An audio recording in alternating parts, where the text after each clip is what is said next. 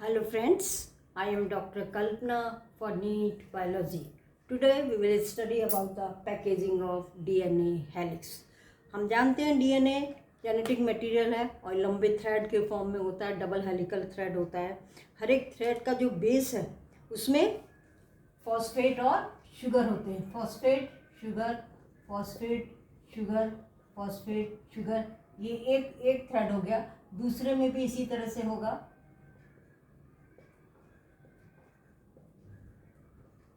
Phosphate sugar मिलके ये लंबा थ्रेड बनाते हैं और शुगर से जुड़ा हुआ यहाँ पर ये नाइट्रोजनस बेस होता है, इससे भी जुड़ा हुआ और इससे जुड़ा हुआ। इसी तरह से यहाँ नाइट्रोजनस बेसेस होते हैं। ये एन नाइट्रोजन नहीं है, nitrogenous bases adenine, guanine, thymine, cytosine वगैरह इस तरह से। और इनके बीच में जो है वो हाइड्रोजन बॉन्ड से जुड़े रहते हैं, डबल या ट्रिपल। ये जो पार्ट है ये कहलाता है बेस पेयर। एक हेलिक्स का दूसरे का। इस तरह के यदि हम देखें एक मेमेलियन सेल में तो ऑन एन एवरेज लगभग बेस पेयर्स जो होते हैं वो कितने होते हैं? 6.6 इंटू 10⁻⁹ बेस पेयर्स होते हैं। और दो कंसेक्यूटिव बेस पेयर के बीच में जो डिस्टेंस है वो होती है 0.34 इंटू 10⁻⁹ मीटर।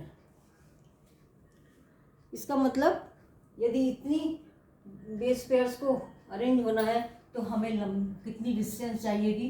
लगभग 2.2 मीटर।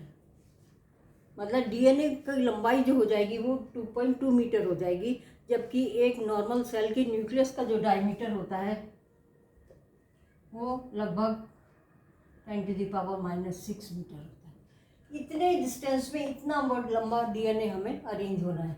इसका मतलब क्या हुआ कि कुछ ना कुछ पैकेजिंग तो इनकी होती ही होगी।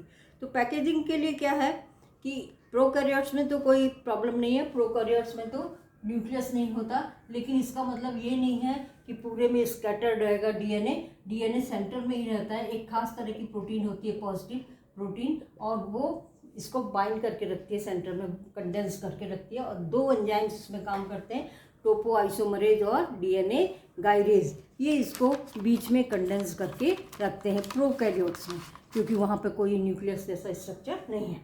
लेकिन यूकैरियोट्स में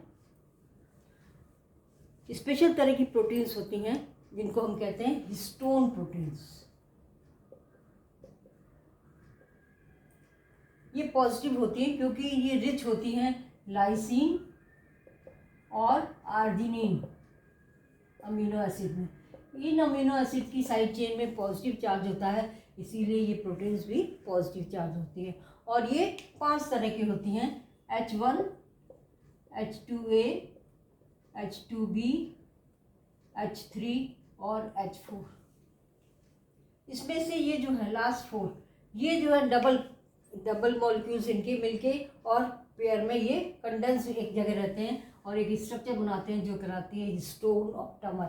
ये हो गया H2A और यहाँ हो गया दूसरा इसी का H2A, फिर ये हो गया H2B और ये दूसरा मॉलिक्यूल है H2B, फिर ये हो गया H3 और इसका दूसरा मॉलिक्यूल H3 पेयर में है, ये H4 और दूसरा इसका पीछे H4।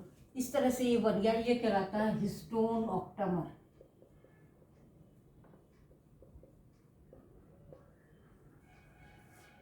ये पॉजिटिव होगा। इसके चारों ओर जो है फिर डीएनए जो नेगेटिव है वो रैप हो जाता है इसके चारों ओर इस तरह से।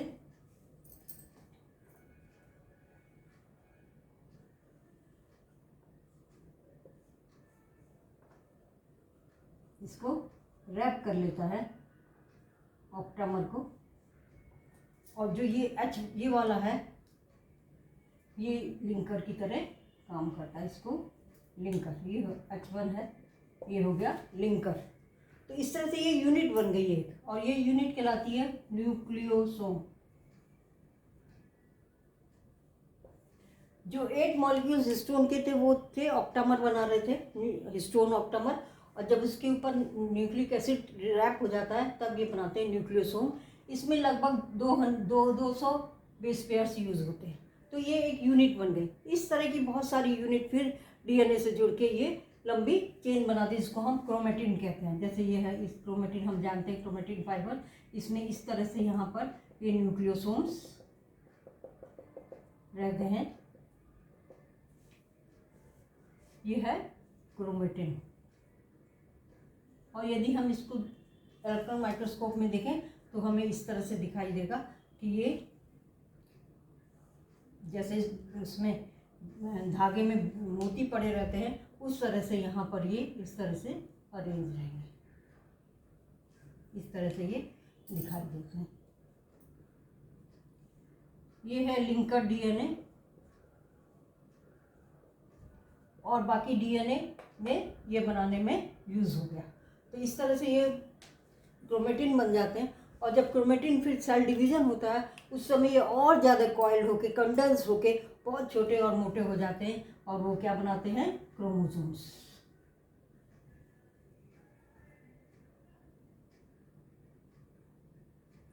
ये बन गया। इसको कंडेंस करने में जो प्रोटीन यूज़ होती है वो कहलाती है non histone chromosomal protein, non histone chromosomal protein. और इसको कंडेंस करके क्रोमोसोम बनाते हैं। इतना लंबा ये डीएनए जो है अंत में क्रोमोसोम्स के फॉर्म में थोड़ी सी जगह में ही आ जाता है। तो ये जो है हो जाता है packaging of DNA in small area. आशा है समझ में आ गया होगा। आ गया हो तो लाइक कीजिए, शेयर कीजिए और चैनल को सब्सक्राइब कीजिए। Thank you.